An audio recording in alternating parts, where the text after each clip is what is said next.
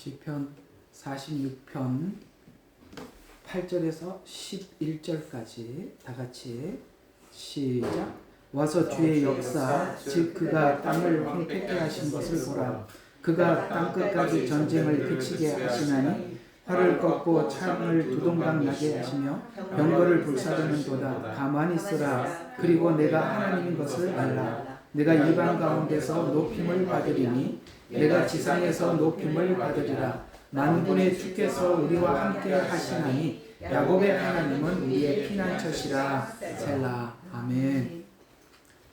자, 46편과 47편은 우리가 특별히 이 마지막 때를 앞두고 있는 우리들에게 어떤 무엇을 근거로 믿음을 가질 것인가를 오늘 46편에는 개인에게 설명하는 것이라면 47편에는 국가 전체에게, 그러니까 요즘 이렇게 좀 표현을 하면 좋겠죠. 46편은 우리 개인이 어떻게 믿음의 벽돌을 쌓아갈 것인가 라고 46편이 우리 개인에게 이렇게 믿음을 가져야 한다라고 설명하는 것이라면 47편은 우리 모든 교회에게 또 저기 있는 이스라엘에게 하는 말씀이라고 이렇게 둘을 이렇게 분별해서 보면 되겠습니다. 똑같은 믿음에 대한 강조지만 하나는 개인에게, 하나는 전체에게 이렇게 생각을 하면 됩니다. 일단은 우리가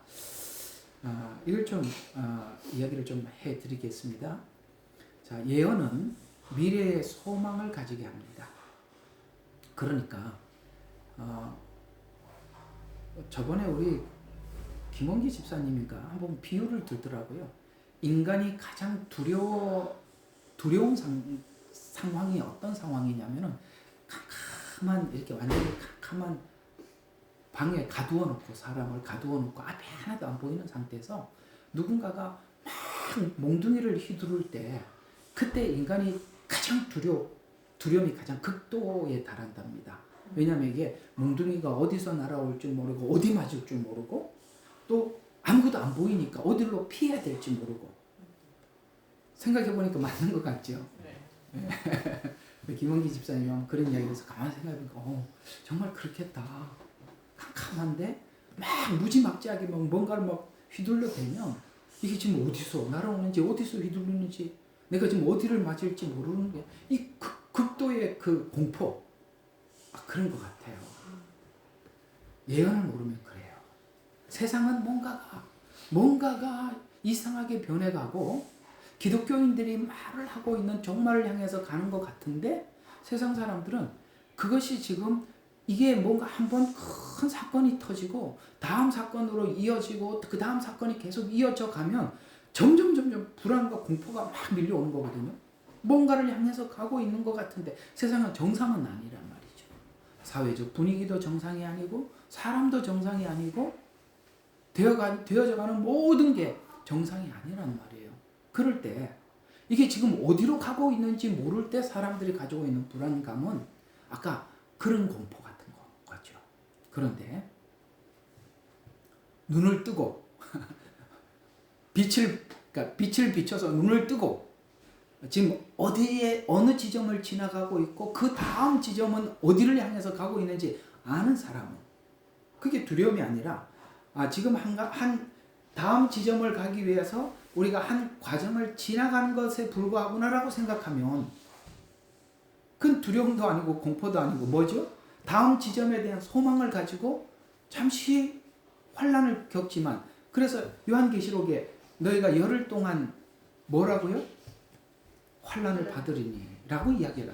기간이 얼마인지 알고 있고 그 다음 하나님이 준비한 것이 뭔지 안다면 우리는 캄캄한 데서 그렇게 두려움과 공포를 느끼는 사람은 아니겠죠. 우리는 알고 가는 거니까 우리에게는 분명히 그것은 두려움은 아닐 것입니다. 이와 같이 오늘 여기 성경이 우리에게 부탁하는 것은 우리가 믿음을 가져야 되는데 그 믿음이란 어떻게 생기는 거냐면은 믿음을 가져야만이 지금 이 환난을 넘어서 하나님이 목적한 그 목적지를 보기 때문에 소망 가운데 어떻게 합니까? 이 환난을 지나갈 수가 있다. 라고 이야기를 하면서 그 믿음은 어디서 생기는 거냐? 예언. 이 예언을 하나님께서 확인하고. 그러니까 이렇게 생각하면 돼요. 오늘은 이제 우리는 말하는 것은 예언이 뭐냐면 하나님께서 기획한, 하나님께서 준비하고 기획한 것을 사람의 입을 통해서 꺼내놓는 걸 보고 예언이라 그래요. 언이잖아. 말씀 원자. 그 다음에 예정은 뭐냐면 하나님께서 미리 이렇게 하나님이 짜놓은 계획을 이야기하는 거예요. 그 짜놓은 계획을 선지자들을 통해서 알려주잖아요. 그 시간에. 그걸 선지자의 입을 통해서 전하는 걸 보고 예언이라고 한다면 이 예언은 어디서 나온 거냐면 하나님의 예정에서 나온 거거든요. 그럼 우리가 이 예언은 그 사람의 언어가 아니라 하나님이 이미 계획한 걸 사람을 통해서 전달했다라고 믿기 때문에 여기 있는 모든 예언은 우리가 예레미야가 한 말도 아니고 에스겔이 한 말도 아니고 다니엘이 한 말도 아니고 하나님의 예정을 예언으로 선포한 거니까, 그러면 그 예정을 선포한 것이 그때 단순한 그 시대에만 있는 것이 아니라 예수 그리스도는 어제나 오늘이나 영원토록 동일하니까 그때 하나님께서 있었던 그 사건이 지금 앞으로 미래에 7년에 똑같이 나타날 것이고 미래에도, 그러니까 그래서 우리가 뭘 갖게 되느냐면 믿음을 가지게 된다는 거죠. 예언서는 이런 차원에서 우리에게 믿음을 가져서 이 환난을 소망으로 바꾸어서 보게 하는 하나님의 은혜가 있다는 거예요.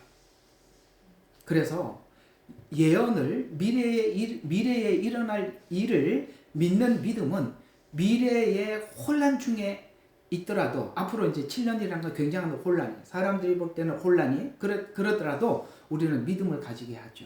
이 믿음은 이미 기록된 성경은 하나님의 과거에 약속하신 대로 이루어갔던 오늘 행적, 오늘 여기 몇 절이죠? 8절 한번 보세요. 와서 주의 역사, 즉 그가 땅을 황폐케 한 것을 보라는 거예요.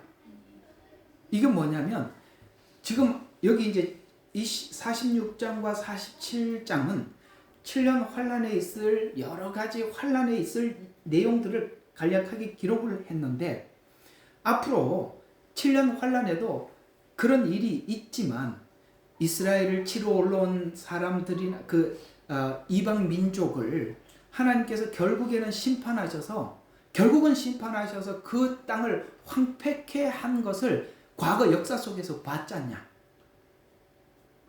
그런 차원에서 뭐라고 하냐, 와서 주의 역사를 봐라. 그 이스라엘을 치러 온 자들의 그 땅을 황폐케 한 것을 봐라. 우리는 이스라엘은 역사 속에서 듣고 있었고 우리는 성경에 기록된 말씀 그대로 그렇게 될 줄로 믿는 거죠. 그래서 보라라고 이야기를 하면서 이 믿음은 이미 기록된 성경은 하나님의 과거에 약속하신 대로, 말씀하신 대로 이루어 가시는 행적을 확인하게 해서 그 확인들이 성도들의 믿음이 되는 것인데, 이 믿음의 중심에는 아까 하나님의 예정은 하나님의 주권을 의미하는 거예요. 주권. 이거는 우리가 하나님이 세우는 주권을 우리 온 인류가 기도한다고 바꿀 수는 없는 겁니다. 하나님의 주권은 변하지 않아요. 우리는 그 하나님의 주권을 뭘 하는 거냐면 믿는 거예요. 그러니까 이렇게 생각해요. 예정은 하나님의 주권 안에서 나온 예정이에요. 맞죠? 이건 하나님의 주권 안에서 예정을 세우는 거고, 그 시대에 하나님의 필요에 따라서 예언자들을 통해서 전달한 거죠. 근데 우리가 지금 살아가고 있는 이 시대의 축복은 하나님께서 예정하신, 그 주권 안에서 예정하신 끝자락을 보고 있다는 것이죠. 그럼 우리는 과거에는 어떤 지점들을 하나님께 눈으로 확인했다면 우리는 지금 과거에 있었던 수많은 하나님의 예언을 한꺼번에 보는 시기에 와 있다는 거죠. 그래서 이 믿음의 중심에는, 우리 믿음의 중심에는 뭐가 있냐면 하나님의 주권을 믿는 믿음이 있다는 거예요. 그래서 이 주권이라 함은 하나님의 창조와 예언과 성취를 믿는 믿음인데, 예정이 예언으로 선지자들 입을 통해서 증거하고 예언이 성취됨을 눈으로 확인하는 성도는 우리가 다 믿음을 가지게 된다. 이런 이야기가 되는 것입니다. 그러면 우리가 이건 하나 좀 정리할 필요가 있는데 고린도전서 13장에 보면 믿음, 소망, 사랑 그 중에 제일은 사랑이라 이런 말씀이 있는데 이것이 이 세 개는 그 중에 산발이와 같이 하나도 빠지면 안 되는 거예요. 지금 제가 이걸 지금 카메라 하려고 이렇게 찍기 위해서 밑에다 이렇게 세 발짜리 이렇게 해놨잖아요. 세 발. 여기서 만약에 발 하나라도 빠지면 넘어지죠. 믿음과 소망과 사랑은 마치 이 세 발과 같아서 예를 들어서 그 중에 하나라도 빠지면 온전하지 않아요. 이 세 개는 항상 같이 있어야 돼요. 그러나 왜 사랑이 제일이냐면 믿음도 우리가 주님이 오실 날을 오시기 전이니까 믿음이 필요한 거지. 오면 믿음이 필요가 없죠. 소망도 그 날을 기다리는 것인데 그 날이 왔잖아요. 그러니까 믿음도 소망도 다 물러가지만 오직 남는 거는 사랑만 영원히 가는 거예요. 근데 이 세 개가 우리에게 어떤 것을 가져다 주는, 아까 믿음은 뭐라고 그랬죠? 믿음은 하나님의 주권 안에 일어나는 언약을 믿는 믿음이라고 했죠. 주권. 그걸 보고 예정이라고 했습니다. 그 주권 안에 일어나는 하나님의 언약을 믿는 것이 믿음이라면 소망은 믿음 안에서 이루실 것에 확신을 갖는 평안이죠. 아까 말씀드린 것처럼 이렇게 돼서 훗날 하나님께서 우리를 향한 생각은 우리를 멸망하기 위한 생각이 아니라 우리를 온전케 하고 세우기 위한 생각이라는 것을 믿기 때문에 평안이라면, 소망은 평안이라면, 사랑은 믿음과 소망을 왜 우리가 가질 수 있게 되냐면 이 모든 하나님의 주권적 예정은 사랑 안에서 준비된 거라는 거예요. 믿어요? 네. 그걸 하나님이 믿게 하기 위해서 기가 막히는 한 장이 있습니다. 우리 이사야서로 가봅시다. 우리 아들이 항상 설교 소스를 줘요. 밥 먹을 때마다 한마디씩 뚝뚝 뱉는 게. 자, 이사야서 7장 14절을 보세요. 이런 말씀이 있죠. 자, 우리 10절부터 한번 쭉 봅시다. 또 주께서 아하스에게 다시 일러 말씀하시기를 너는 주 너의 하나님께 한 표적을 구하실 때 깊은 데서든지 위로 높은 데서든지 그것을 구하라 하셨으나 아하스가 말하기를 나는 구하지 아니하겠으며 나는 주를 시험하지 아니하겠나이다. 자, 구해라. 또 하나님 걸 시험하지 않겠다라는 것은 이 말은 하나님을 완전히 신뢰한다는 뜻입니다. 자, 근데 그 다음에 봐요. 이에 이사야가 말하기를 오 다윗의 집아 이제 너희는 들으라. 너희가 사람을 괴롭게 하는 것이 작은 일이기에 너희가 또 나의 하나님을 괴롭게 하려느냐. 그러므로 주께서, 자 봐요. 이제 여기에 나와요. 주께서 친히 한 표적을 너희에게 주시리라. 보라, 한 처녀가 임신하여 아들을 낳으리니 그의 이름을 임마누엘이라 하리라. 에? 이게 너무 느닷없지 않아요? 지금 이게 상황이 어떤 상황이냐면 이사야 7장은 이런 상황이에요. 유다왕 아하스가 국가가 위기에 와 있을 때 어떤 위기냐면 그 시리아 쪽이라면 아람 왕이라고 표현하는 이 아람 왕과 북이스라엘이 연합해서 유다를 공격할 때에 하나님의 능력과 계획을 확신시키기 위해서 하나님께서 주신 응답이 7장 14절에 처녀가 잉태하여 아들을 낳으리니 그 이름을 임마누엘이라 하리라. 이렇게 딱 주거든요. 지금 보세요. 아하스 왕이 뭘 구했어요? 이 전쟁의 위기에서 건져달라고 구했어요. 근데 그걸 가지고 하나님 앞에 구해라. 하나님이 그걸 구해줄지 말지 시험까지 해라는데 아무것도 안 하죠. 하나님을 완전히 신뢰하겠습니다라고 했더니 하나님이 예를 들어서 이 전쟁에서 건져준다 이런 약속이 아니라 도리어 임마누엘 약속을 하고 있어요. 처녀가, 이게 무슨 뜻이죠? 하나님께서 우리에게 약속한 약속의 최고가 뭐냐면 아들을 주신 거예요. 뜻밖의 응답이죠. 그때는 전혀 상관없는 것 같죠. 이건 뭐냐면은 내가 유다를 내가 내 아들을 줄 만큼 사랑한다. 걱정하지 마라. 그래서 하나님께서 지금 이 예언을 어디로 가느냐? 2000년 전에 오셨던 메시아. 그분이 이 땅에 오셔서 임마누엘 해서 오셨죠. 여러분과 저가 하나님을 믿는 믿음의 가장 깊은 중심에는 무엇이 있느냐면 아들을 주신 이예요. 임마누엘. 이거보다 더 확고한 믿음, 이거보다 더 확고한 소망, 이거보다 더 확고한 사랑은 없다는 거예요. 그러니까 믿음도 뭘 근거로 믿음이 생기느냐면 하나님의 주권이 어디 안에서 계획됐다는 거예요? 사랑 안에서 계획됐다는 거예요.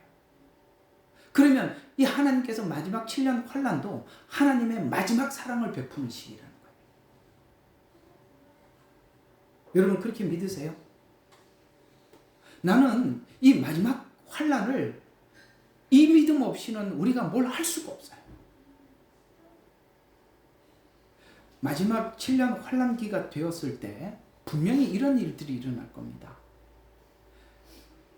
마치 베드로가 십자가에 예수님 못 박히기 전에 네가 나를 3번 부인하리라 자기 의지로 믿는 사람은 부인하게 되었어요.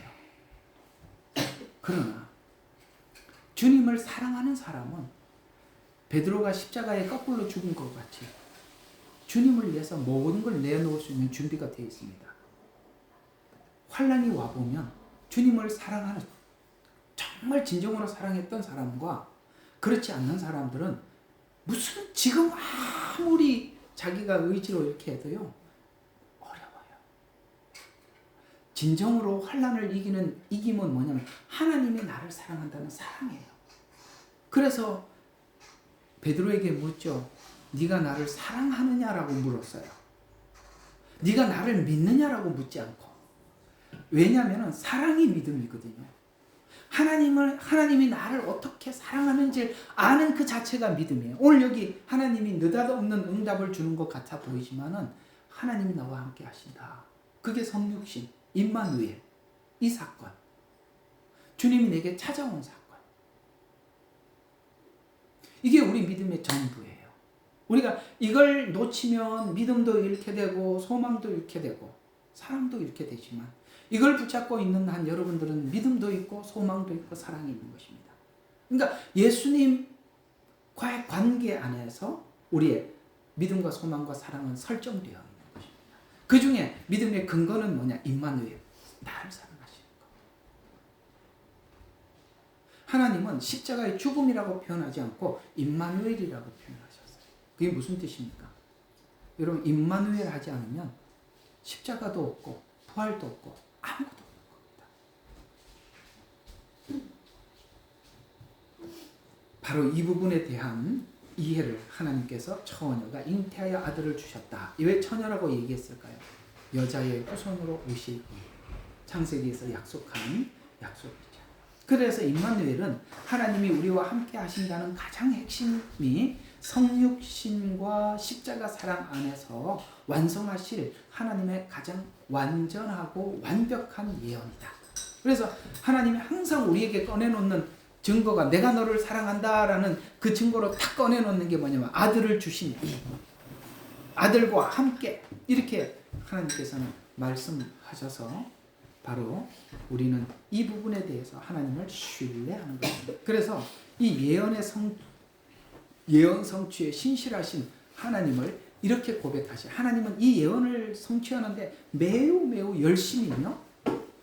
그래서 이사야서에 보면 하나님의 열심히 이를 이루리라 라고 말씀하셨고 또 하나님은 이 일을 이루는데 신실하시다. 자, 그것이 이사야서 46장 10절에 보면 이렇게 이야기합니다. 내가 끝을 처음부터 고하며 아직 이루지 아니한 일들을 옛적부터 보이고 이르기를 나의 뜻이 설 것이니 내가 나의 모든 기뻐하는 것을 이루리라 하였노라. 아멘. 예. 내 뜻이 설 것이다. 이것이 나는 하나님은 알파요 오메가요 처음이요 나중이요. 이렇게 말씀하셨습니다. 세상은 이 세상에 있는 열왕들이 전부 다 시편 2편이 그거죠. 열왕들이 다 모여서 여호와의 기름 부음 받은 자를 대적하나 하늘의 하나님이 웃으시며 이렇게 나옵니다. 그렇죠? 그래서 하나님께서 우리에게 약속한 약속을 하나도 빼놓지 않고 다 이룰 것에 대해서 우리는 조금도 의심하지 않기에 우리는 하나님께서 이 모든 것이 하나님의 사랑 안에서 계획됐음을 믿고 그 사랑에 우리가 함께 가기로 준비하는 것입니다. 요한복음 14장 29절에 보면은 예언이 믿음을 준다라고 이렇게 말씀하고 있어요. 여러분, 그래서 예언서가 중요한 거예요. 나는 이게 좀 정말 이상한 사람들이 꽤 있어요. 예언이 믿음을 준다고 그러니까 또 나는 그 댓글 꼭 한 번씩 읽어보거든요. 그렇게 참 이상한 이 뇌구조를 가진 분들이 있어요. 그렇게 받는 게 아니라 하나님이 이렇게 그 자기한테 이렇게 계시해서 믿음을 주신대. 나는 이렇게 설명을 했더니 그렇게 또 대답을 하고 있어요. 참 이상한 사람들이에요. 아니란 말이에요. 여기서 이렇게 나와 있잖아요. 요한복음 14장 29절에 보니까 이제 일이 일어나기 전에 너희에게 말한 것은 이게 뭐죠? 그 일이 있기 전에 너희에게 말한 것은 일이 일어날 때에 내가 그인 줄 너희로 믿게 하려 합니다. 예언이잖아요. 왜 하나님 미리 예언을 했죠? 그 일이 일어나면 우리가 분별하라고 예언을 해준 거예요. 그래서 이스라엘 백성이 포로로 잡혀가고 난 이후에도 하나님께서 우리가 이 바벨론에 몇 년을 살아야 되는지를 에레미야를 통해서 미리 말을 해주었기 때문에 그 70년 뒤에 돌아갈 준비를 했던 거예요. 70년은 대략 한 세기입니다. 광야 생활이 40년이죠. 이스라엘 백성들이 바벨론 포로가 70년입니다. 왜 그 기간이라고 생각하십니까? 우리가 그 정도의 기간이 지나야 우리의 옛적 사고가 뒤집어지는 겁니다. 바뀌는 거예요.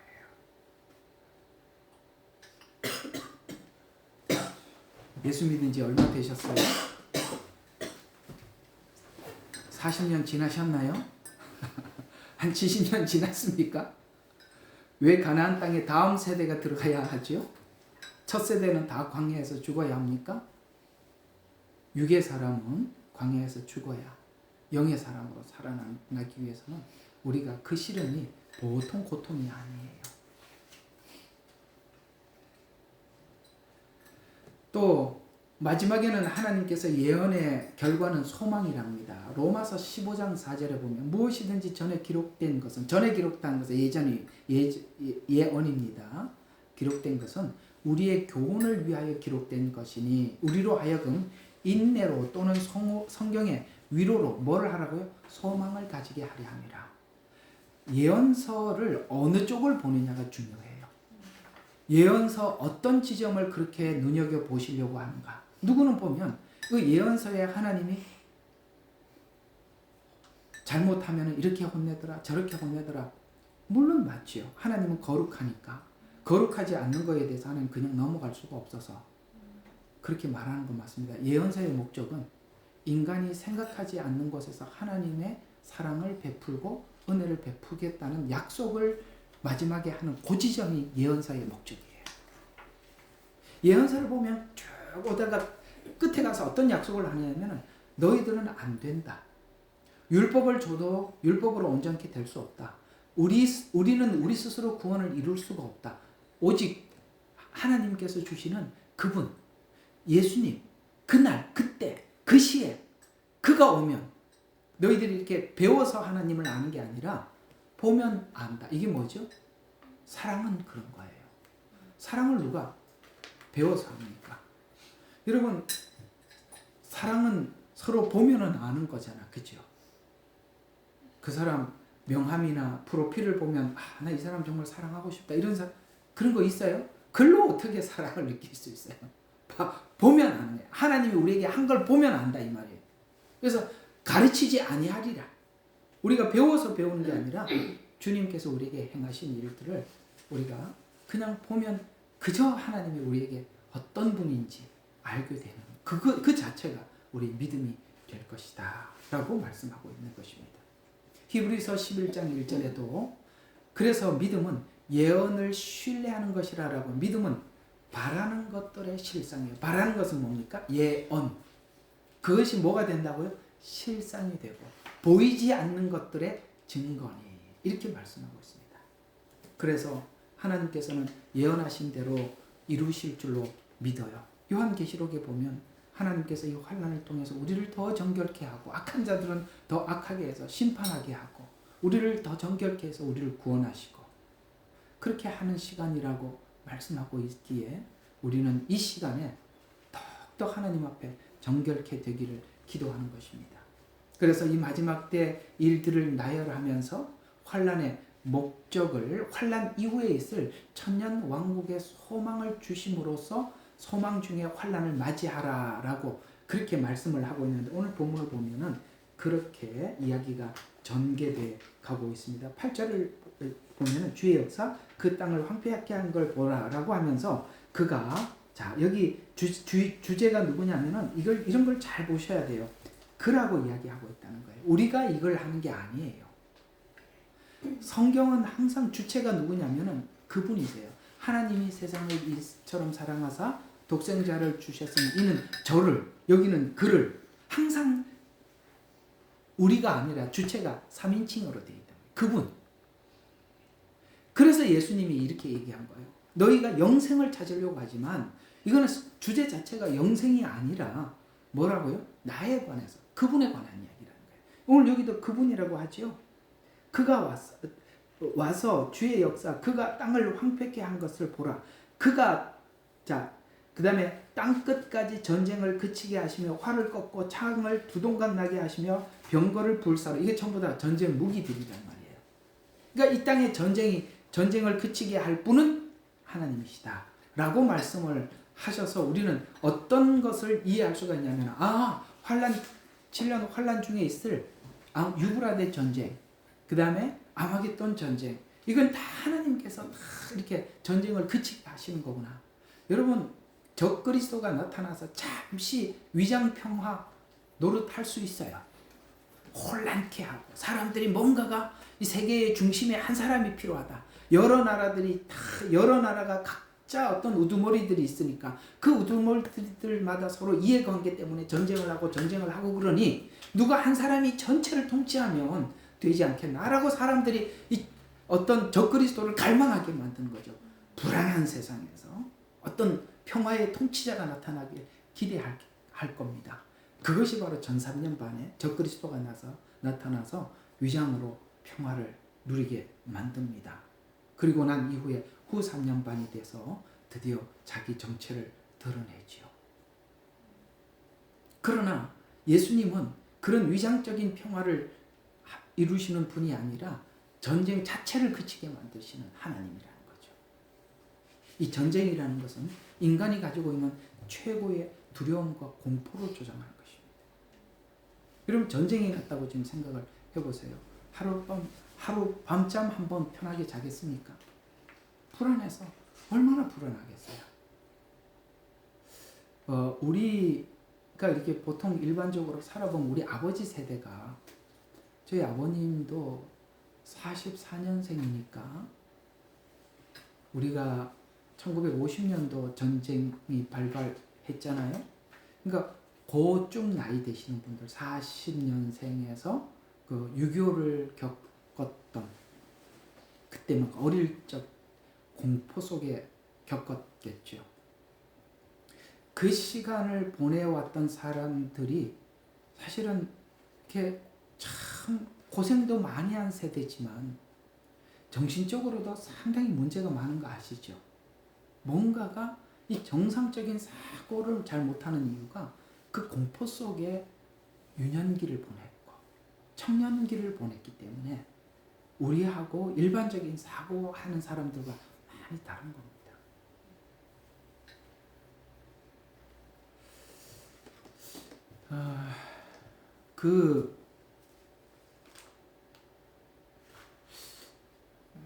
이 이야기를 해서 이게 중국 분들한테 오해가 안 됐으면 좋겠는데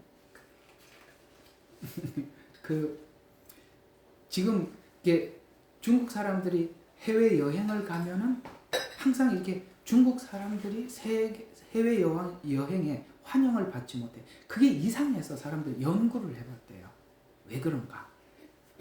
해봤더니 지금 그 좀 여유가 있고 해외 여행을 갈 수 있는 사람들 옛날에 대략 홍위병들이랍니다.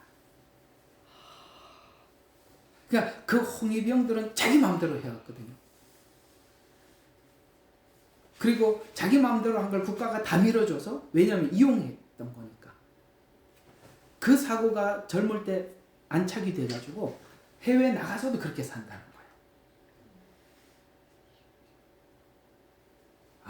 거예요. 이게 지금 뭔가가 사람들이 사고가 형성되는 것이 뭔가 원인이 있는 거예요. 그러니까 원인을 추적을 해보면 왜 우리 그 나이대 사람들은 지금 뭔가가 이게 보편적인 사고를 하지 못할까? 바로 유년기와 청년기를 아주 불안한 시대를 겪었던지, 아니면 홍위병처럼 그런 시대를 겪었던지, 뭔가가 그런 시대 속에서 사람들의 사고 구조가 나타난 거죠. 근데 제가 왜 이야기를 했는지 전혀 이해가 안 갑니다. 예. 이럴 때는 지나가고.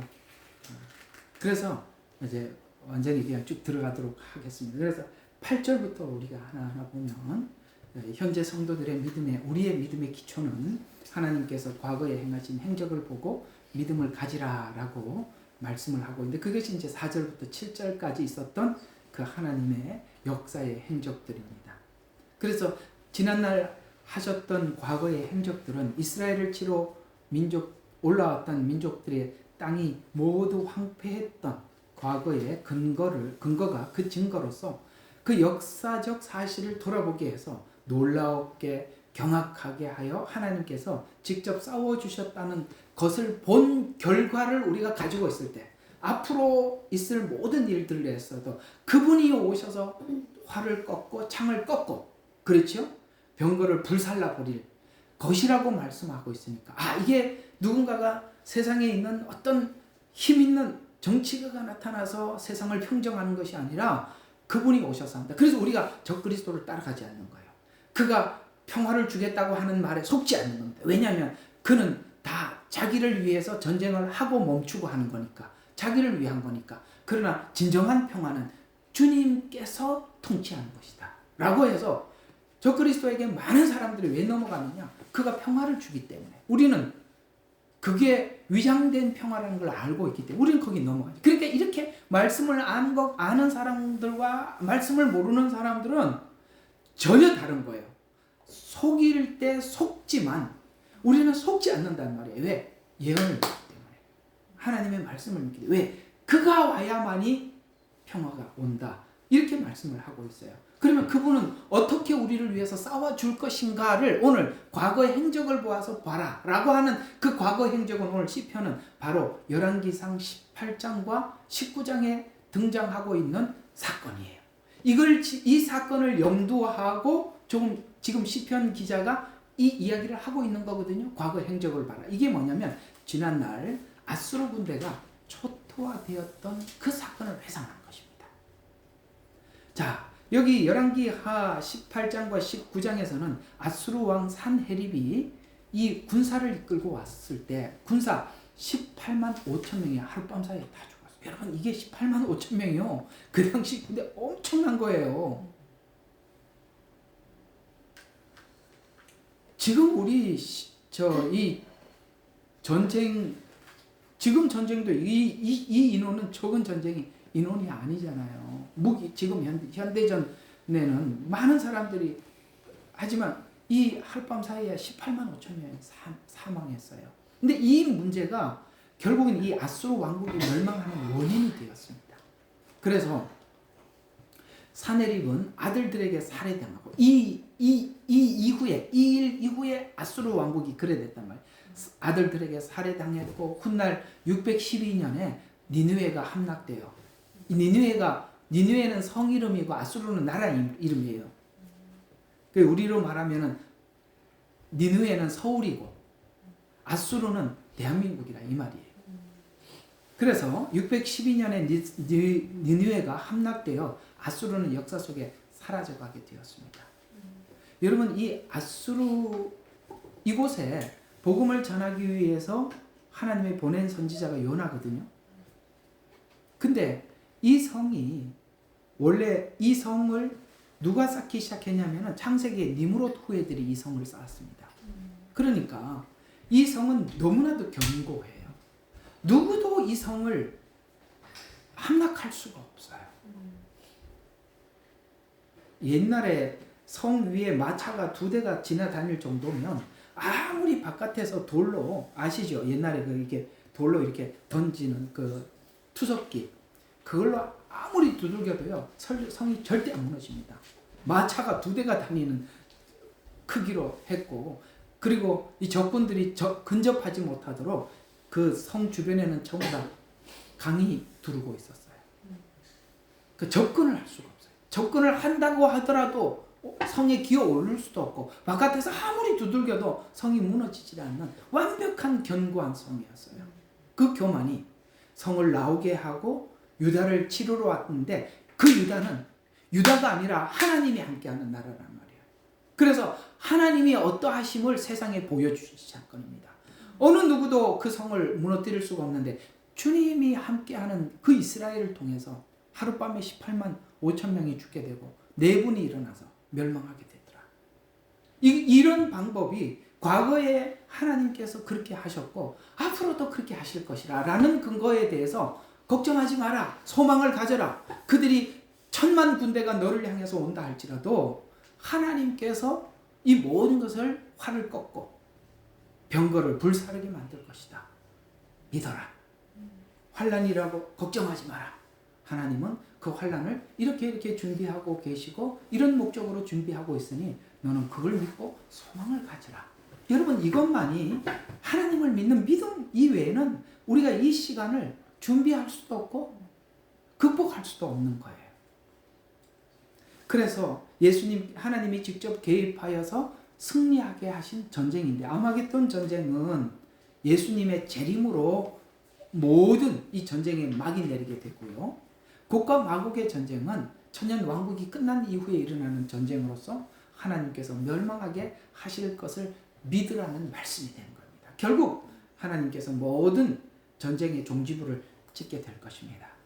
이 믿음은 과거에 있었던 사건을 배경으로 믿는 믿음이 믿음되기 위해서 개개인의 생활 속에 체험으로 녹아, 우리가 그걸 믿기 위해서는 우리 각 개개인에게 하나님 믿음을 심어주기 위해서 개개인의 생활 속에서 하나님이 계속 하나님 되시면 우리에게 만나주신다는 말이죠.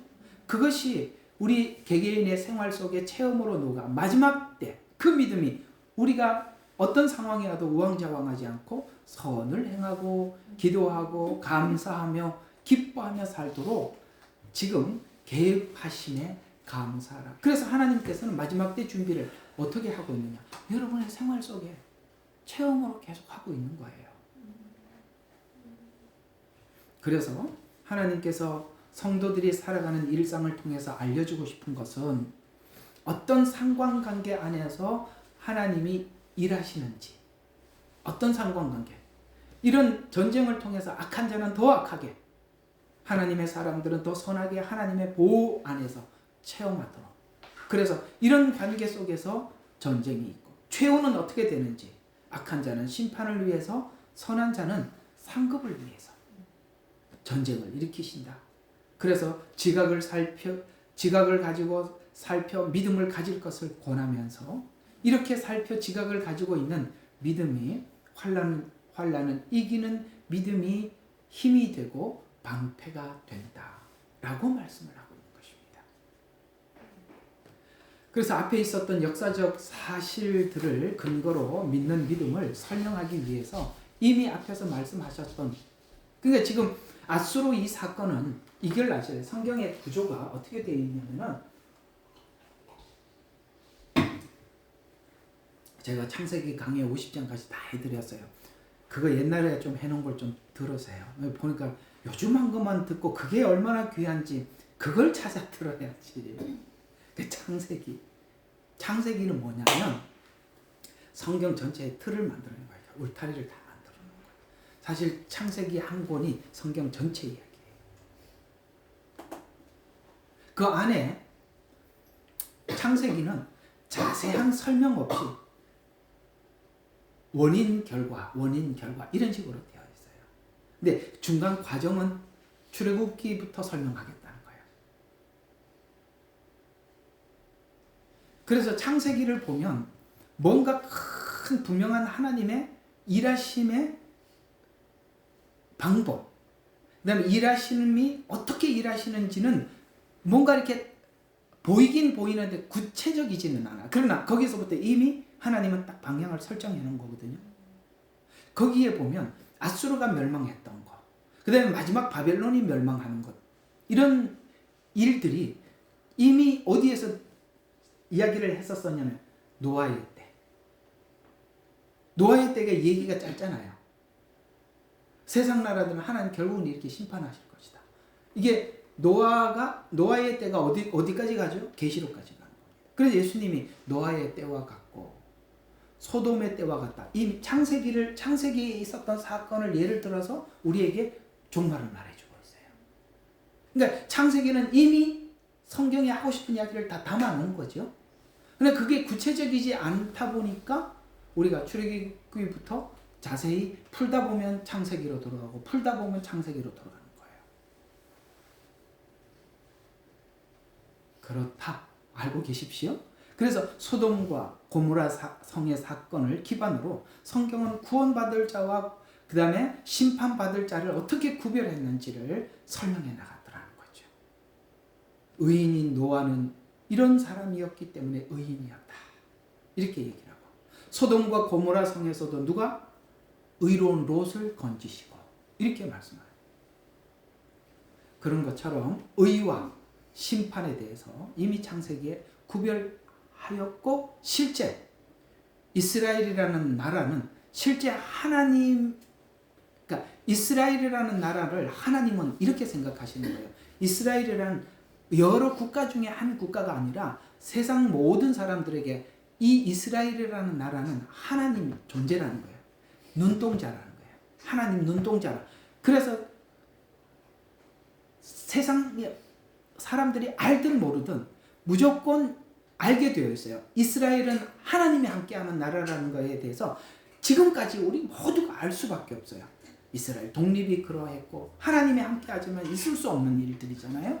그러니까 이건 지금까지 모든 역사 속에 있는 다른 나라들은 이스라엘은 하나님이 함께하는, 그러니까 하나님은 뭘로 보느냐면 이스라엘과 대적하고 이스라엘과 공격하고 이런 모든 것을 하나님과 대적하는 것으로 간주했다고.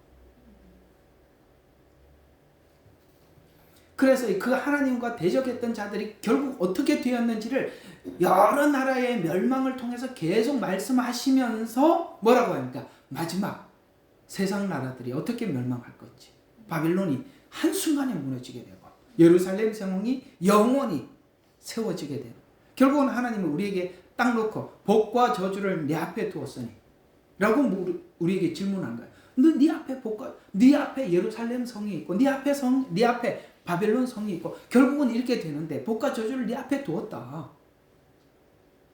오늘날 너희가 그것을 선택하고 신명기에 그렇게 말씀하고 있어요. 아멘. 그거예요. 누구인데 책임을 돌린다는 거예요. 성경을 통해서 충분히 설명했는데 항상 말씀을 드리지만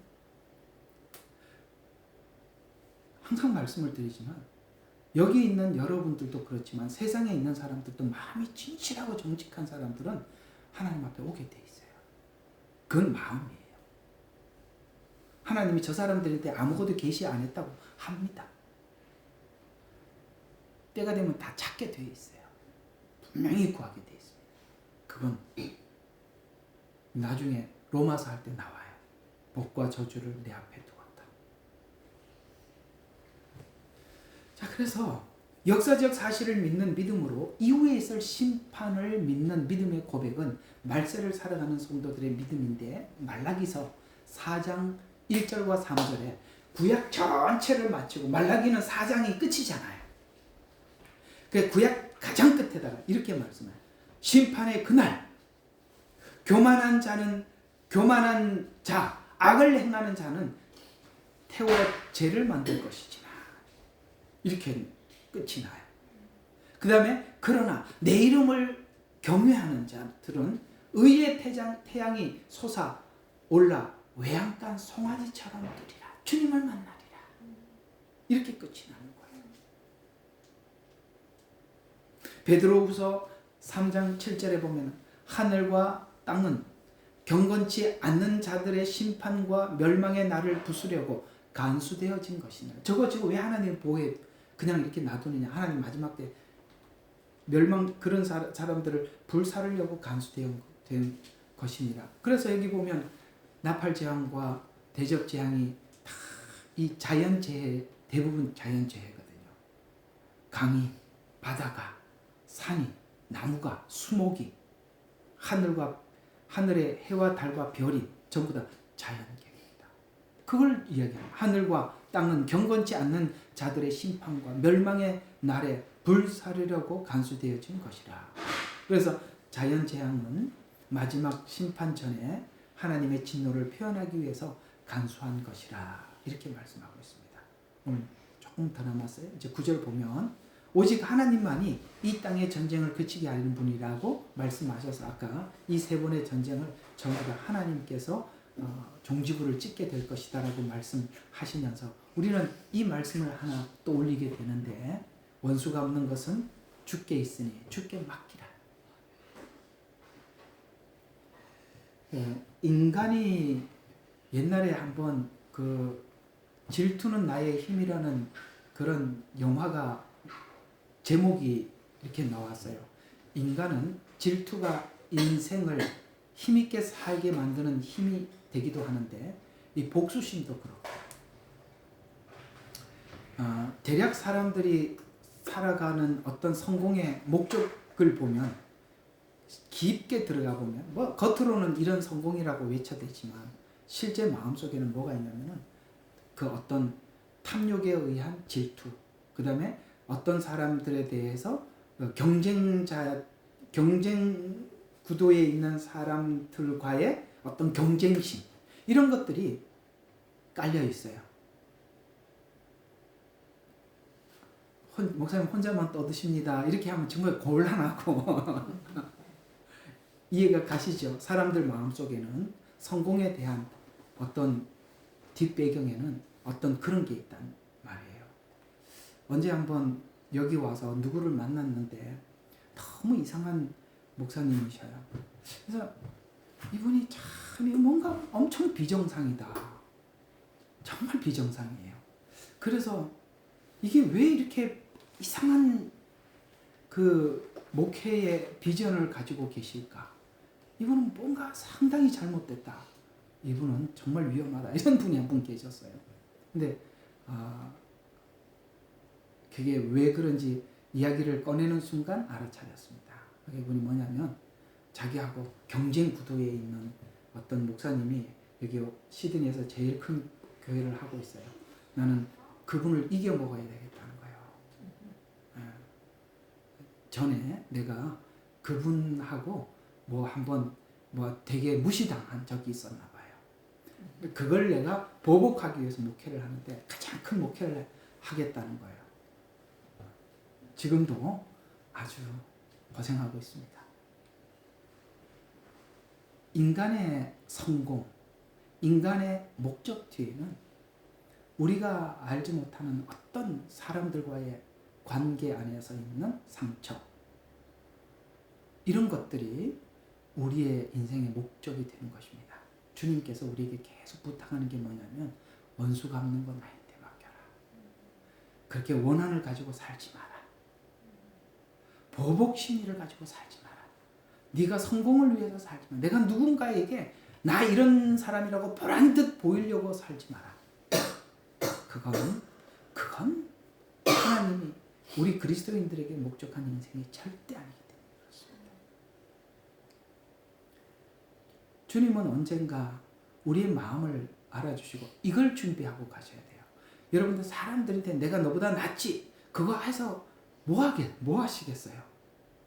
주님 만날 때 여러분 주님 만날 때 뭐 어떻게 만나실 거예요? 한번 좀 풀어봅시다. 우리 뭐 가지고 갈 거예요? 아니, 주님 만났을 때 나를 위해서 정말 네가 이걸 참았지, 네가 견뎠지, 닦아줄 눈물 좀 가지고 가셔야지. 안 그래요? 주님이 우리를 만나셨을 때 이렇게 하신대요. 내가 너희에게 닦아줄 눈물이 있어서 속히 오겠대. 닦아줄 눈물이 어디 있어요? 지금까지 원수 갚다가 왔는데 무슨 닦아줄 눈물이 있겠어요. 예. 우리가 그렇게 준비를 하는 것입니다. 왜냐하면 하나님이 모든 것을 평정할 거예요. 다 알아주시는 거예요. 우리가 마음속에 누구를 위해서 이렇게 뒤로 물러나 있고 저기 이렇게 우리 마음의 상처를 안고도 그를 사랑하고 위로한 거 하나님 다 아세요. 그거 끌어안아주고 그거 눈물 닦아주려고 주님이 오신다고 그러는데 그걸 준비해서 가야죠. 원수 갚는 것은 주께 있습니다. 주님께 맡기시고 하나님께서 우리에게 주신 길을 가면 돼요. 그 다음 10절을 보면 유명한 말씀이죠. 가만히 있어라. 그리고 내가 하나님임을 알라. 내가 이방인 가운데 높임을 받으리라. 지상에서 높임을 받으리라. 이건 이스라엘과 전쟁은 하나님 되심을 이방 가운데 알리기 위한 전쟁이니 이스라엘은 너희는 가만히 있어라. 원수도 내가 갚고 전쟁도 내가 그치게 하겠다. 그걸 우리가 왜냐하면 사람들이 인생이 그걸 위해서 자기 인생 다 드리는 거예요. 남하고 싸우고 경쟁하고 이걸 위해서 전 인생을 바치는 거예요. 성공을 위해서. 그걸 하지 마라. 가만히 있어라. 그거는 하나님 앞에 맡겨라. 그러니까 이게 뭐냐면 하나님이 해야 될 일을 내가 하고 있는 거예요.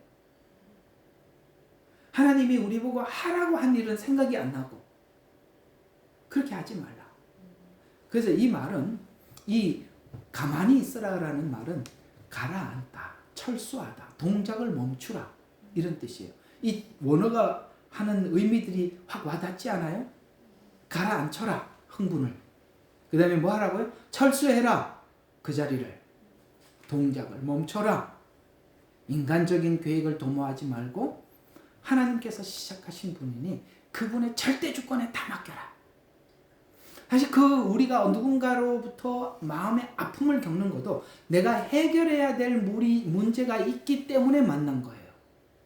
성경에 이렇게 말씀을 하고 있습니다. 여러분, 철이 날카롭게 하는 거예요. 철을 좀 이렇게 갈아내야 되는데 돌이 아무리 철을 두들겨 패봐야 돌만 깨지죠. 같은 성향이니까 만나서 갈아지는 거예요.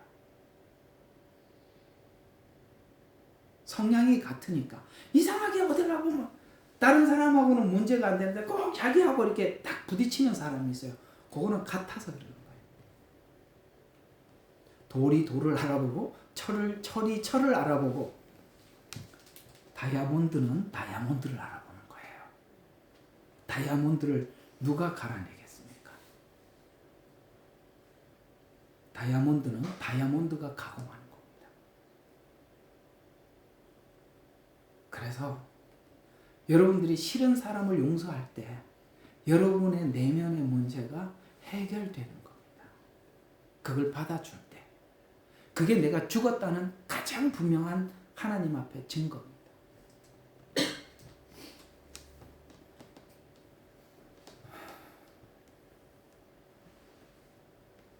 기억해 주세요. 웃지 말고 기억을 하셔야 됩니다. 그거 해야 돼요. 안 그러면 끝까지 살아서 가는 겁니다. 자, 그래서 이 7년대 적그리스도의 예표인 바로의 손에서 건지신 방식으로 하나님 우리를 건져주실 것인데 출애굽기 7장 4절과 5절 가만히 서 있었어요. 내가 바로의 마음을 완악하게 하고 나의 표적들과 나의 이적들을 왜 바로의 마음을 계속 완악하게 했느냐. 하나님께서 하나님 되심을 보이기 위해서 완악한 사람들의 완악함을 그대로 둔 거예요. 왜 저 사람은 빨리 안 고칠까? 나를 위해서 그대로 둔 거예요. 왜 바로가 계속 완악해지죠? 하나님 되심을 보여주려고.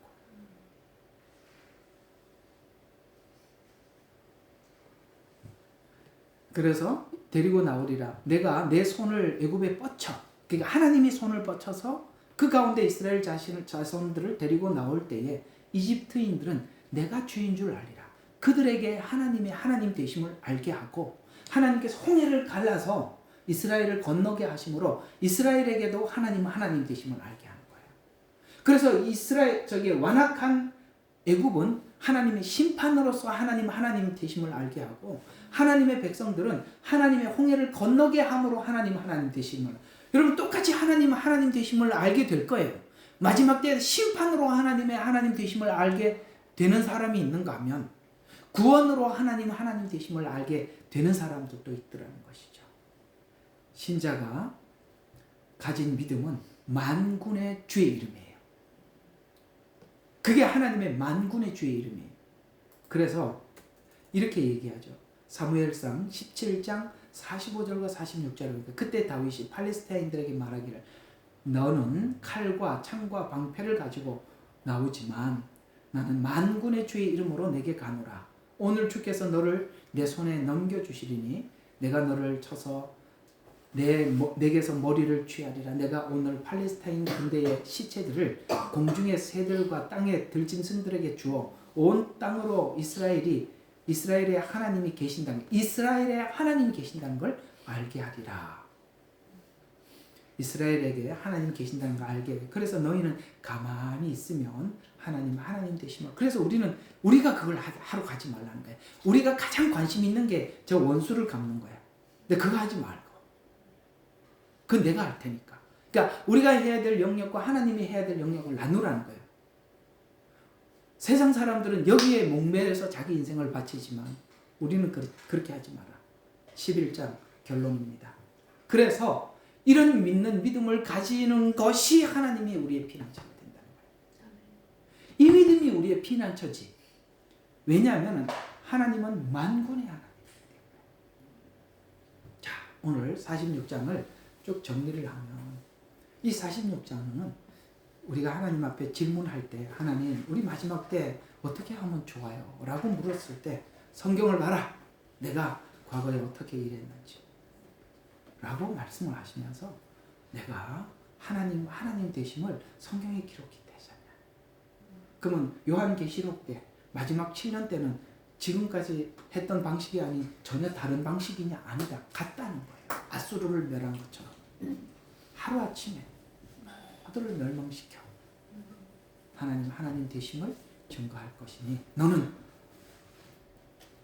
마음의 상처도 있고 아픔도 있고 적들이 내 앞에 있지만 원수를 갚으려고 뛰어다니지 말고 그건 내게 맡기고 내가 너에게 베풀어 주었던 그 은혜를 나누며 살으렴.